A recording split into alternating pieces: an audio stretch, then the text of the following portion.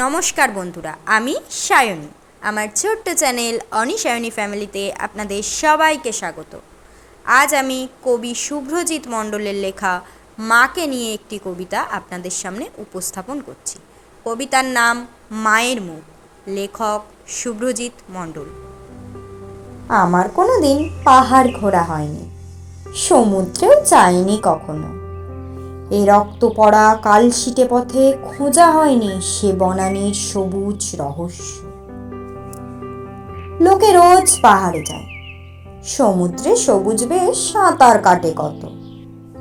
আমি সেই সব সুখী মানুষের গল্প শুনি আর অন্ধকারের দিকে মুখ ঘোরাই।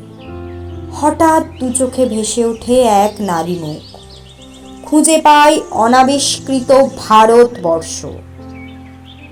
যতবার আমি এমন পাহাড়, জঙ্গল, সমুদ্র দেখতে চেয়েছি, দেখেছি সেই অজ্ঞাত নারী মূর্তি প্রতিভু, সেই করুণার হাস্যোজ্জ্বল মুখখানি, যে মুখের পোড়া দাগে মাটি, পাথর, হিমায়িত গঙ্গার জল।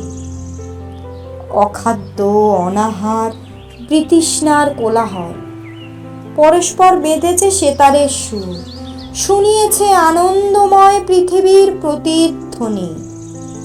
তাই নতুন করে আর কখনো আমার পৃথিবী খুঁজতে যাওয়া হয়নি।